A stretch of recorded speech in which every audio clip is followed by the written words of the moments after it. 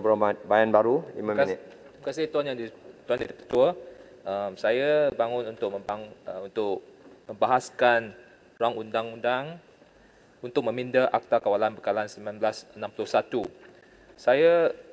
Soalan pertama saya kepada Yang Berhormat Timbalan Menteri adalah bagaimana akta ini boleh membantu mengawal kenaikan harga barang, terutamanya harga barangan yang makanan yang sekarang spiral out of control, ya.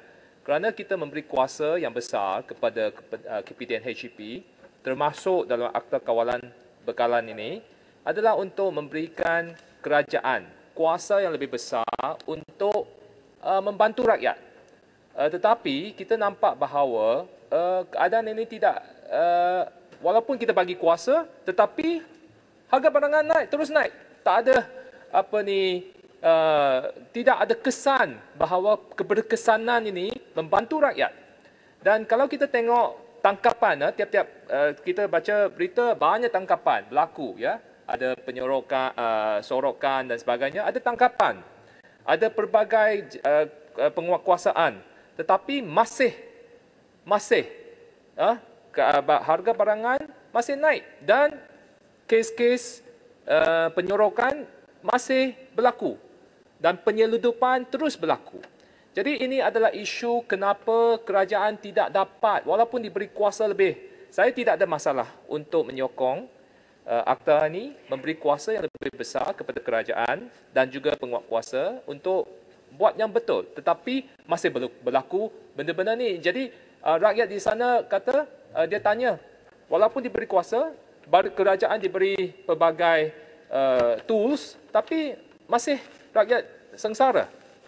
Jadi saya rasa ini adalah satu kekecewaan lah di luar sana kerana tidak berkesan, ya, penguatkuasaan ini. Jadi saya nak tanya, jadi soalan yang fundamental, ya, dengan kuasa yang lebih besar, dengan RUU pindaan ini, bagaimana kerajaan boleh memastikan, menjamin bahawa kenaikan harga barangan itu boleh dikawal, ya. Isu yang kedua adalah tentang memberi kuasa yang lebih besar kepada dalam subpasal 2A yang memberi kuasa kepada inspektor atau pegawai custom kuasa untuk menahan tanpa waran mana-mana orang yang semunasabahnya dipercayai telah melakukan atau cuba melakukan kesalahan di bawah Akta 122. Kuasa yang lebih, ya, diberikan. Bukan sahaja dipercayai, tetapi yang atau cuba melakukan kesalahan. Orang belum melakukan kesalahan, yang dipercayai cuba saja, ya.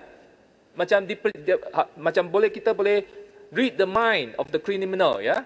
Hanya dipercayai cuba melakukan kesalahan boleh ditangkap tanpa waran.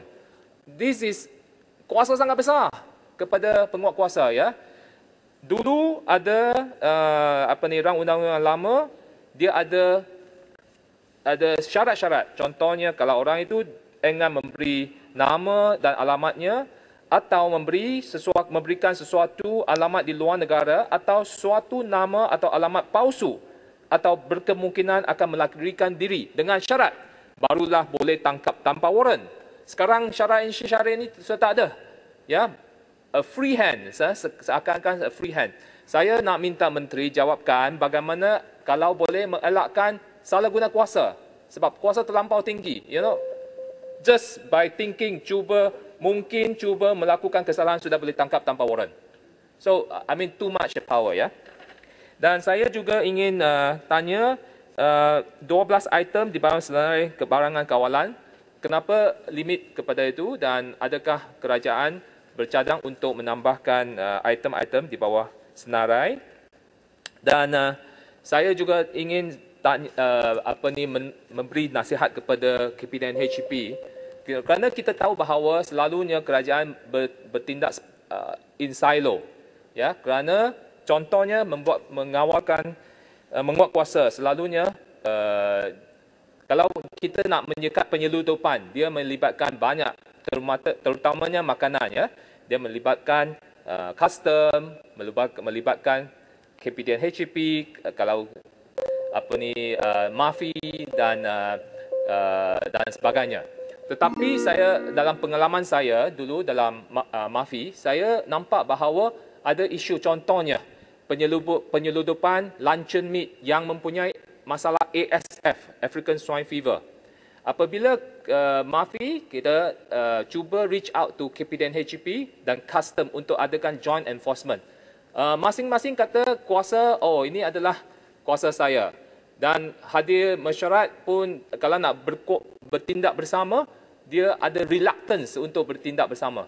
Akhirnya sekarang, kerana kita gagal untuk kontrol penyeludupan luncheon meat yang telah tersenarai sebagai haram, tak boleh masuk ke Malaysia, sekarang kerana luncheon meat atau the pork barangan produk babi masuk, sekarang ASF meluas di seluruh Malaysia, termasuk Sabah dan Sarawak dan Semenanjung.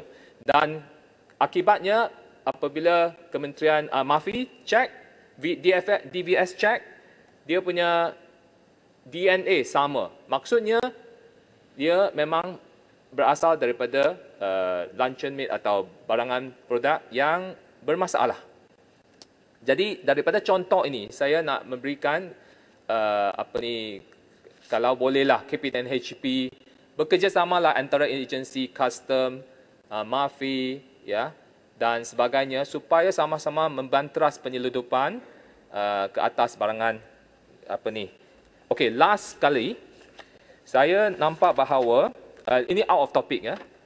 Barangan kawalan harga, ya. Barangan harga, kawalan harga, kita nampak bahawa sekarang KPDN HEP telah mengawal harga barang ayam dan telur pada selama 121 hari. Ini tak pernah dalam sejarah Malaysia. Kawalan harga itu anti-market, ya. Kalau you kawal harga terlalu lama, maka producer tidak berminat. Mereka rasa rugi. That's why they don't want to produce. They cut down on production. Dia setakat memenuhi kontrak yang mereka terpaksa salur kepada certain buyers sahaja. Jadi akibat daripada kawalan harga yang terlalu lama, maka we have a shortage of chicken.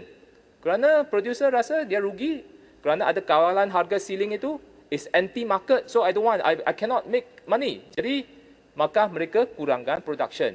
Sometimes kerajaan ingin membantu rakyat, tetapi akhirnya the reverse effect yang berlaku. Ini sedikit kawal di luar isu. Saya mohon kalau boleh minta jasa baik Menteri jawab. Terima kasih. Terima kasih Yang Berhormat Bayan Baru. Seterusnya saya jemput Yang Berhormat